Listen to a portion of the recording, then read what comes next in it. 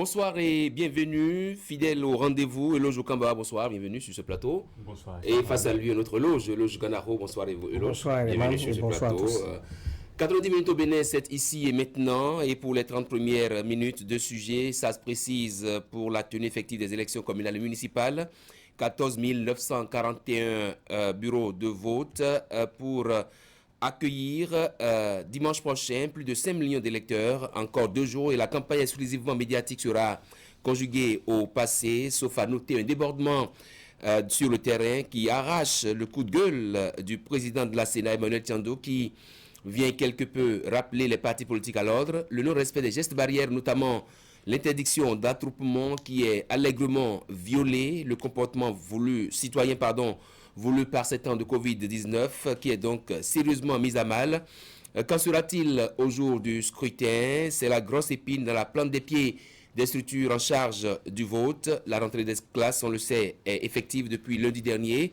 Et cette fausse note qui vient nourrir l'actualité des confédérations et centrales syndicales qui ont opposé un refus à l'invitation de leur ministre de tutelle pour, disent-elles, une invitation sans objet.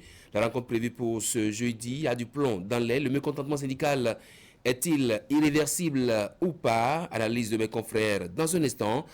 Quelques autres sujets viendront certainement pêle-mêle dans cette émission que vous suivez sur Canal 3, Bénin, canal3télévision.com. Et voici la transition qui nous installe dans le duel.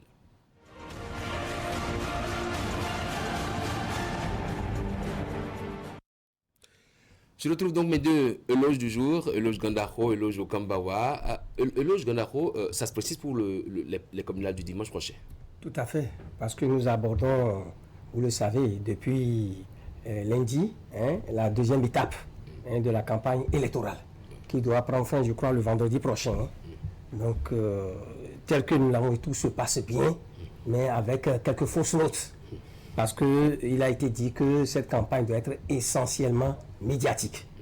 Ce n'est pas comme le passé où nous devons avoir des attroupements, des meetings un peu partout. Vous savez, le contexte marqué aujourd'hui par la pandémie du coronavirus l'exige. Et en principe, les recommandations faites par le gouvernement dans ce sens-là devraient être respectées. D'accord? Bon, il n'y a pas encore exagération, mais quand même le risque est là. Parce qu'à partir du moment où on a constaté qu'il y a eu des cas d'exception, où certains commencent par faire le porte-à-porte, des candidats commencent par se retrouver dans des maisons avec des attroupements de 20, 30, 40 personnes, je crois que là, la règle dictée n'est pas respectée. Et normalement, il faut un rappel à l'ordre. Oui. C'est vrai que nous sommes à quelques jours de la fin de la campagne, mais c'est nécessaire. Nous ne sommes pas encore au jour du vote. Mais si ça commence ainsi, nous avons des raisons de craindre que le jour du vote, toutes ces mesures ne soient pas respectées. Ce rappel à l'ordre a été du côté du président de la Sénat, Emmanuel Tiando, qui a profité d'une de ses activités pour rappeler les partis politiques à l'ordre. Est-ce que vous pensez que c'est largement suffisant, Eloge Okambawa?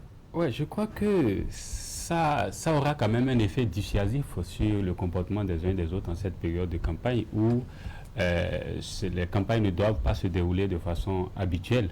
La Covid-19 est là.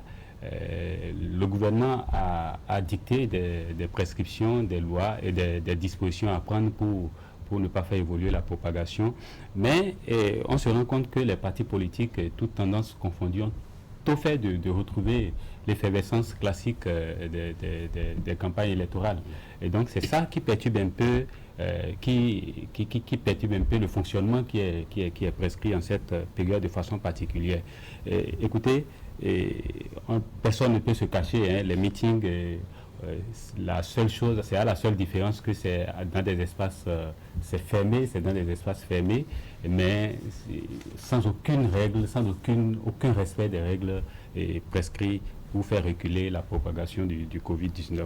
Donc par rapport à ça, je crois que la sortie du président de la Sénat pourrait attirer l'attention des uns et des autres sur le risque qu'il court. Parce que vous savez, dans les décomptes au niveau de la Sénat comme au niveau de la Cour constitutionnelle, au soir des votes, on tient compte parfois de certaines dispositions pour annuler des voix. Des gens qui ne respectent pas les dispositions électorales, les dispositions qui sont contenues dans le code électoral. Et cette fois-ci, c'est une disposition qui vient s'ajouter au code aux règles électorales. Donc, il est à craindre que ces partis politiques qui ne prennent pas la mesure de l'enjeu de respecter les prescriptions du gouvernement pour éviter la propagation de la COVID-19 pourraient se retrouver dans ce cas d'espèce et voir leur suffrage annulé dans certaines régions. Je suis sûr que les représentants de la Sénat sont sur le terrain et travaillent. Il est clair que les partis politiques ne peuvent pas se dénoncer entre eux. Donc, ce n'est que la Sénat qui pourra jouer le rôle. Et si le président de la Sénat en vient à attirer l'attention de ces partis politiques sur le fait du non-respect des prescriptions, ça veut dire qu'il a de retour et puis on aura le temps de constater ce qui va se passer. Oui, c'est vrai que c'est des prescriptions qui ont été édictées par le gouvernement dans ce contexte Covid-19. Est-ce que finalement ça ne vient pas un peu mettre à mal le comportement citoyen dans ce contexte de Covid-19? Tout à fait, parce que ce que je ne comprends pas, vous avez suivi un peu les messages délivrés par les partis politiques qui passent sur les chaînes de radio et de télévision et que la presse écrite et les journaux également publient au jour le jour. Mais dans ces messages, il n'y a pas que les partis politiques ne font pas que vanter leurs candidats, parler de leur vision et de ce qu'ils envisagent faire dès qu'ils auront des élus. Vous devez constater qu'ils le font de manière responsable. Ils appellent les citoyens, les électeurs à respecter rigoureusement les règles, les prescriptions dictées par le gouvernement. C'est une bonne chose que ces partis politiques, déjà à travers ces messages-là, donnent une importance, une place capitale au respect de ces règles-là jusqu'au jour des élections. Mais nous nous étonnons que sur le terrain, les candidats fassent autre chose. Donc moi, je pense que la responsabilité leur revient. Il leur revient, n'est-ce pas, de rappeler à l'ordre de ces candidats, de leur dire, écoutez, nous ne pouvons pas, pendant que nous demandons à nos électeurs, à nos militants, n'est-ce pas, de respecter les mesures préventives pour le bien de nous tous, nous ne pouvons pas, dans le même temps, continuer par violer les règles édictées. Nous ne pouvons pas continuer par organiser des rassemblements, pas passer de maison en maison pour faire le contraire de ce que nous disons. Est-ce qu'on opte pour une campagne exclusivement médiatique, le Jokambawa? Est-ce que les instances qui ont en charge l'élection dans notre pays n'ont pas un peu été trop confiants en ces partis politiques? Oui, à un moment donné des négociations pour en arriver à aller à cette campagne exclusivement médiatique, je crois que les partis politiques même avaient déjà réclamé de laisser les gens, d'être associés au débat. Ça n'avait pas été fait. Alors les institutions ont pris la responsabilité de nous assujettir aujourd'hui à une campagne exclusivement médiatique. Et comme vous l'avez dit tout à l'heure, ça met à mal tout le comportement citoyen qu'on pourrait avoir. Les journalistes ne jouent pas aujourd'hui leur rôle. Les ONG ne jouent pas aujourd'hui leur rôle. Et ce qui est dramatique, c'est beaucoup plus le comportement des médias. Vous savez tout. Écoutez, les discours que les gens nous envoient, je ne sais pas si vous lisez entre les lignes, c'est truffé de fautes. Ça veut dire quoi? Ça veut dire que même au sein des partis politiques, on remarque qu'il n'y a pas du sérieux, du travail qui se fait au sein de ces formations politiques-là pour nous pondre des discours. Et nous, aujourd'hui, dans cette réquisition, nous sommes dans un contexte où on ne peut même pas analyser les discours pour éclairer davantage les populations à la base qui sont appelées à choisir ceux qui vont les diriger. Donc, il se pose un problème. Et je crois que nous sommes déjà dedans, on a avancé. Dans 2 jours, on va finir. Et on doit se remettre en cause. Pour faire le bilan après, tous les acteurs qui sont impliqués dans ce choix, dans cette option qui est patriotique parce que c'est lié à faire reculer la COVID-19, ce n'est pas la faute du gouvernement, mais il revenait quand même aux institutions de la République de voir dans le juste milieu qui sont les acteurs indispensables dans une campagne électorale pour faire asseoir davantage les piliers démocratiques. Et ça, il y a les médias. On ne devrait pas aller à la réquisition des médias. On devrait laisser les médias jouer leur rôle. On devrait laisser les médias attirer l'attention des uns et des autres sur les déviances. Et sinon, ce n'est pas le président de la Sénat qui allait le dire. En ce moment, la presse aurait déjà anticipé sur les comportements des uns et des autres sur le terrain. Et toutefois, ça aurait produit beaucoup plus un effet coercitif qu'un effet dissuasif qui est produit par la sortie du président. Vous l'avez rappelé tantôt, nous sommes à quelques 2 jours de la fin de la campagne. Est-ce qu'il faut craindre une escalade de cette inobservance-là, des règles, des gestes barrières? Mais ça déborde déjà. Aller dans les campagnes, c'est des meetings, c'est des caravanes. C'est la seule différence entre cette campagne et les campagnes électorales habituelles, c'est que les meetings sont tenus dans des espaces fermés. C'est tout.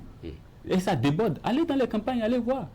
allez voir ce qui se passe. La distribution des t-shirts, la distribution des sacs de riz, la distribution du numéro. Tout est au rendez-vous. Rien n'est différent d'une campagne électorale en dehors le pot-à-porte. Le pot-à-porte, mais c'est déjà en dehors des attroupements de masse qui étaient organisés dans des espaces ouverts. Oui. Mais c'est la seule différence. Sinon, écoutez, les gens, et ceci, vous savez, ils n'observent aucune mesure. Et ça se passe au vu et au su, même des autorités locales, qui sont très impliquées, activement impliquées. C'est là le drame. Donc, aujourd'hui, ils sont tellement... Parce que des maires, des élus locaux, qui sont aussi candidats et qui veulent remplir, ils n'ont pas intérêt à attirer l'attention. Ils sont obligés de fermer les yeux sur tout ce qui se passe. Écoutez, des commissaires sont menacés parce que des commissaires de police, des agents de police, des fonctionnaires de police sont menacés parce qu'ils vont attirer l'attention de ces candidats-là sur le fait qu'ils sont en déviance par rapport à sur la question, si ça se passe comme ça, le jour du scrutin, qu'est-ce qui va se passer? Vu que les citoyens sont aujourd'hui amenés un peu à foutre un peu au pied, on fout au pied les gestes barrières. Il aura plus de peur que de mal. Parce que le jour du scrutin, vous savez, en matière de sécurité, il y aura les forces de l'ordre partout, n'est-ce pas? Dans tous les bureaux de vote, les postes de vote, il y aura les forces de l'ordre qui ont reçu des instructions fermes. On ne peut pas continuer la campagne là où on est en train de voter. Ça ne se passait pas par le passé. C'est clair. Le vendredi à minuit. Pour les mesures préventives, vous savez que si on a fait l'option d'aller aux élections, le gouvernement dit c'est vrai, nous traversons une situation difficile marquée par la pandémie du coronavirus, mais les dispositifs seront installés de lavage de main. Il y aura des masques aussi bien pour le personnel de la Sénat, les agents de bureau de vote, il y aura du gel hydroélectrique, vous avez entendu, hydroalcoolique, il y aura, de l'encre indélébile, mais cette fois-ci mélangée à de l'alcool. Oui. Donc je crois que toutes ces discussions seront prises. Et ceux qui viendront, parce que ça a été la première préoccupation et l'inquiétude des populations. Lorsqu'on a dit que nous avons fait l'option d'aller aux élections, la distanciation sociale de 1 mètre, est-ce que cela pourrait être respecté? Les mesures de sécurité, puisque nous disons que, attention, il ne faut pas qu'il y ait des regroupements, des attroupements. Mais pour aller au vote, nous n'allons pas rester dans nos maisons pour voter. Nous devons nous présenter, n'est-ce pas, dans les bureaux de vote, les lieux de vote pour voter. Donc, alors là, le gouvernement a pris les dispositions nécessaires. Et je crois que là, on ne va pas faire le meeting, là, on ne va pas distribuer du riz, et partager des t-shirts et des sandwichs. Je crois que là, ce serait plus organisé. Oui. Mais, comme nous l'avons souligné tout à l'heure, les ratés et les fausses notes, c'est déjà pendant la campagne où les gens se disent qu'il faut profiter et mettre le maximum là, violer les règles aussi stratégiquement et habilement que possible. Est-ce qu'à ce stade-ci, on peut reconnaître quelque chose, Elojo Kambawa? Oui, tout à fait. C'est déjà ça que le président de la Sénat... Il nous reste 2 jours qui sont très précieux pour la campagne, jeudi et vendredi, s'il vous plaît. Oui, c'est déjà ça, c'est déjà l'acte que le président de la Sénat il n'a fait que parler. Oui, dans tous les cas, ça aura autre chose, on va assister à autre chose forcément. Oui, mais ça aura un effet dissuasif sur le comportement des uns et des autres. Il est clair que c'est lui qui juge et il a ses répondants sur le terrain qui pourront lui faire le retour sur le comportement des candidats en liste. Mais déjà, je suis très optimiste, cependant je crains quand même que si les dispositions ne sont pas prises, on risque jusqu'au lendemain de ces élections se retrouver dans une flambée de la propagation de la Covid. Parce que quand vous allez dans les campagnes, les gens, les villageois vous disent même qu'il n'y a pas Covid chez eux.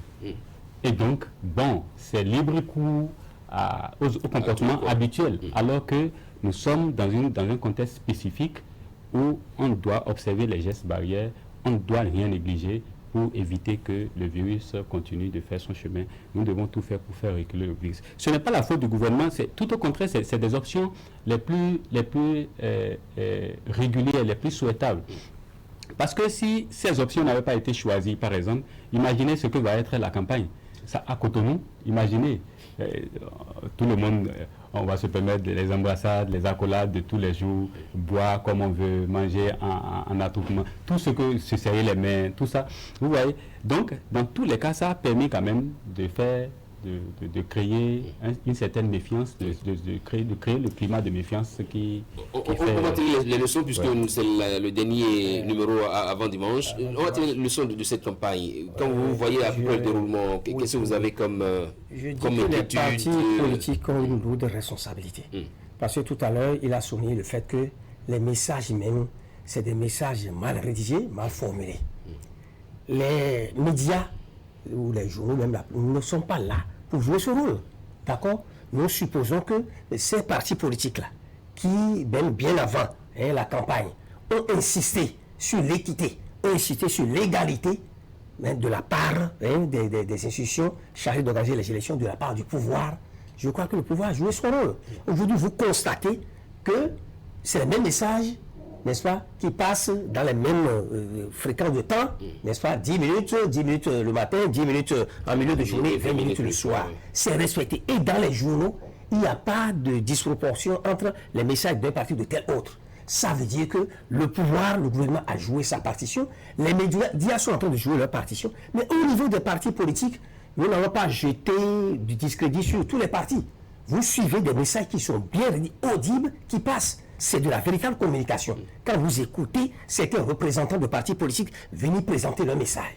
Et dans les journaux également, c'est bien rédigé. Mais par contre, il y a des messages, sincèrement, vous ne comprenez rien.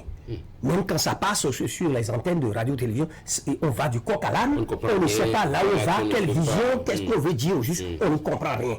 On suppose qu'au sein de ces partis politiques, ils doivent quand même avoir une structure de communication qui est chargée. Et même dans les partis, il y a les professeurs d'université, des gens instruits qui devraient contribuer à l'élaboration de ces messages. Donc, je crois que la balle est dans leur camp, et en ce qui concerne le respect, n'est-ce pas, on ne va pas aux élections comme ça au hasard. Il y a des lois qui nous régissent, des lois électorales et des dispositions qu'on doit respecter. Les partis politiques qui ont eu la belle langue, n'est-ce pas, de bien le dire dans les messages et d'insister même, d'attirer leurs militants sur le fait qu'on doit y aller dans la paix. La Sénat qui a donné le déclic, n'est-ce pas, avant les spécimens, en insistant sur certaines valeurs, ils sont allés tirer ces valeurs-là, valeurs d'égalité, valeurs de paix, de tolérance, et ainsi de suite. Ils s'en sont vantés. Je crois que c'est le lieu d'aller au concret, de passer de l'acte à la parole, pour faire en sorte que dimanche prochain, les militants puissent se passer. C'est eux qui doivent donner l'exemple. Tout à fait. N'est-ce pas? Voilà que les gens sur le terrain, ce n'est pas encore exactement ça. Mais bon, les leçons que vous tirez de cette campagne-là, ça s'achève dans 2 jours, le jour Camara. Oui, en termes de leçons, je vois que des inquiétudes aussi. Beaucoup plus d'inquiétudes que de leçons. Oui, beaucoup plus d'inquiétudes parce que il faut avouer que le Béninois n'est pas encore respectueux des tests, des règles en usage au sein de la société ou des règles prescrites ou dictées par le gouvernement. Alors que ce qui est souhaitable, c'est beaucoup plus de respecter les règles dictées par le gouvernement. Parce que les informations officielles sont données par le gouvernement et non par les rumeurs. Donc à partir de ce moment, je souhaite vraiment que les populations, surtout les responsables, les autorités au plan administratif, puissent aider les populations à rester respectueuses des lois, des règlements, des règles, surtout des gestes barrières en usage au sein de la société dans des contextes spécifiques donnés. Très bien. On va passer au deuxième sujet, c'est bien la rentrée des classes qui a été effective. Et puis, oui, vous avez assisté à la rentrée des classes, vous? Comment ça s'est passé dans votre localité ou autour de vous? Ça se passe bien, comme partout ailleurs, parce que ça fait un moment que les enfants sont à la maison, les élèves, les étudiants. Et je crois que tout ce temps-là a permis quand même aux autorités béninoises de réfléchir, de voir comment, n'est-ce pas, reprendre les cours dans les conditions, avec les mesures préventives nécessaires pour permettre aux élèves quand même de sauver l'année. Parce qu'il est question de sauver l'année. À côté, n'est-ce pas, de la préoccupation des parents d'élèves. Il est plus question de sauver l'année, il est plus question de sauver l'année ou il est plus question de sauver les êtres humains. Tout est important à la fois. D'abord, la santé des enfants, c'est préoccupant. Je dis souvent, il faut être en vie d'abord avant d'étudier. Il faut être en vie avant de réclamer quoi que ce soit. Il faut être en vie pour avoir des ambitions, des passions, pour grandir. Donc l'essentiel, c'est d'abord la protection de la santé. Et je crois que le gouvernement l'a fait. Parce que ailleurs, écoutez, mais il y a longtemps, les classes ont été fermées. Ici, je crois que le fait de procéder par confinement partiel, c'est une bonne chose. Nous sommes un pays pauvre. Et les réalités sont là. C'est pourquoi je dis aujourd'hui, le fait que le gouvernement a pris du temps pour réfléchir avant, n'est-ce pas, de faire ce choix-là. Puisque en fait, c'est un choix. Si certains syndicats ne sont pas d'accord aujourd'hui, ce n'est pas qu'il y a une crise grave ou non, mais c'est une question d'option de choix. Faire démarrer les cours par telle classe, par tel élève, par ceux qui sont en classe, c'est une question d'option, de choix, de stratégie.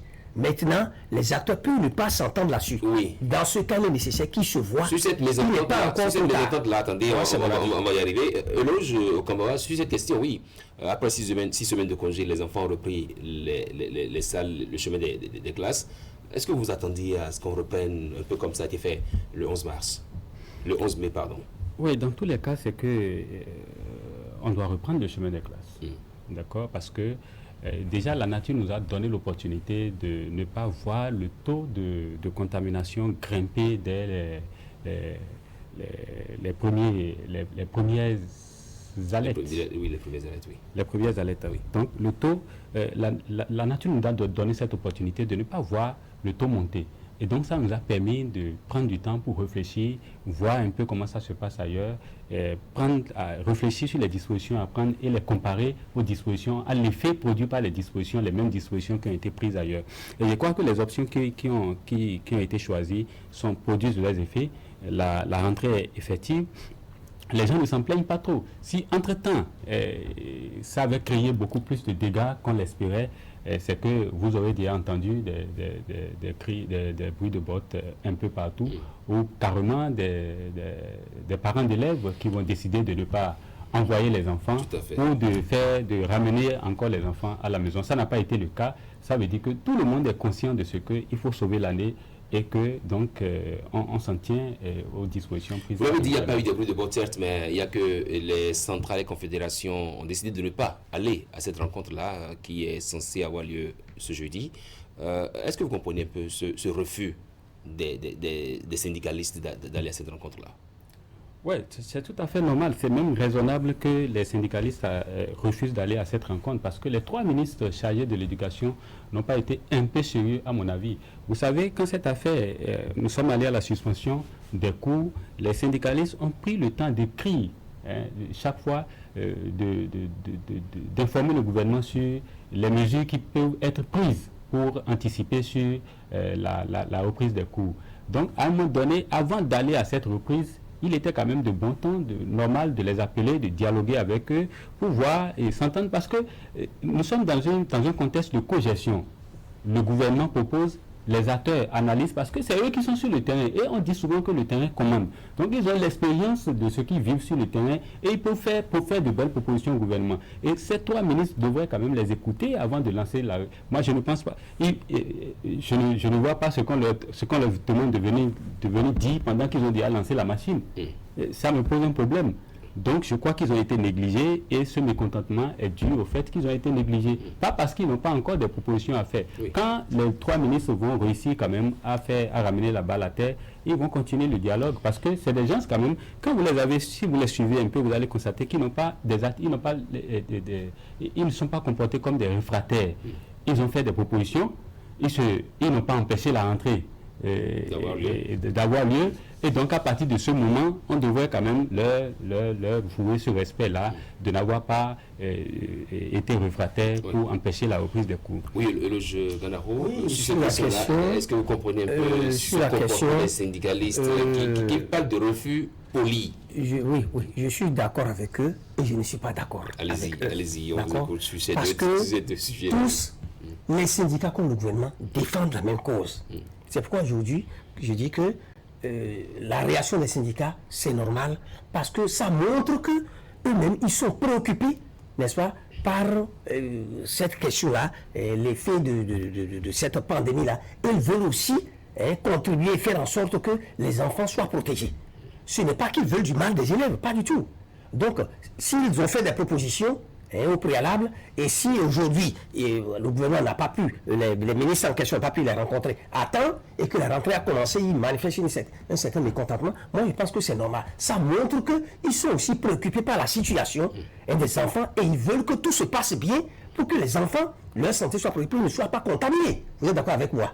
Bon, maintenant, le gouvernement de son côté aussi dans sa stratégie, l'option qui a été faite, bon, c'est pour que l'année ne soit pas blanche et pour que les enfants puissent reprendre même avec les dispositions mises en place. Le constat qui a été fait, mais ce que je dis, c'est que parmi les propositions faites par les confédérations syndicales, il y en a qui ont été prises en compte par le gouvernement, alors que celles-ci auraient souhaité... Je vais en venir là. Oui. Je vais en venir là pour vous dire que dans ce cas, ça peut arriver.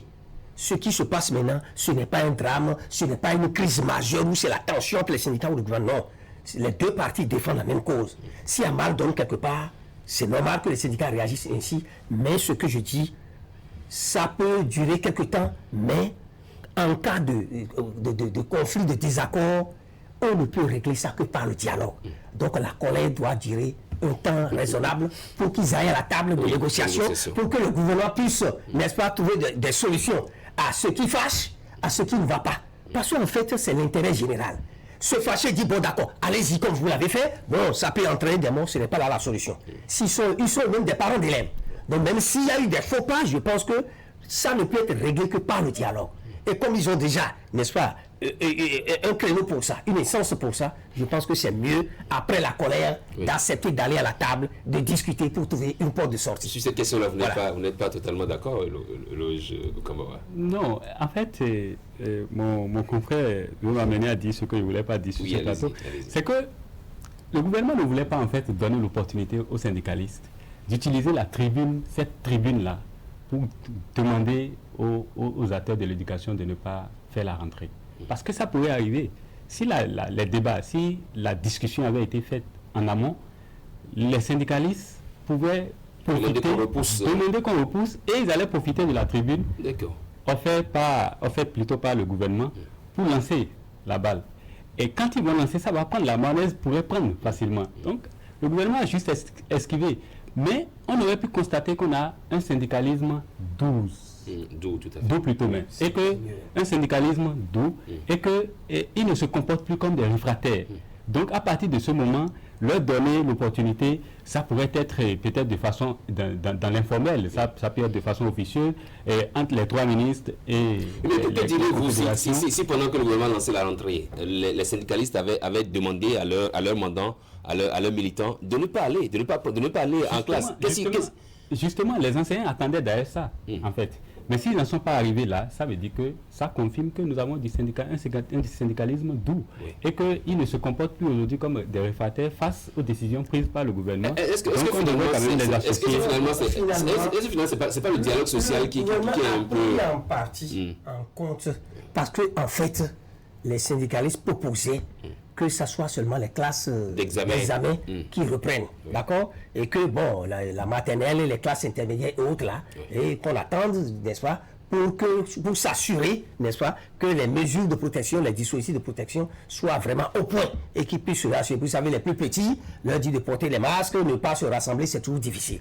Tout ça, là, c'est raisonnable. Mais leur proposition a été prise en partie en compte, d'accord? Mais nous, dans la science infuse, tout à fait, d'accord?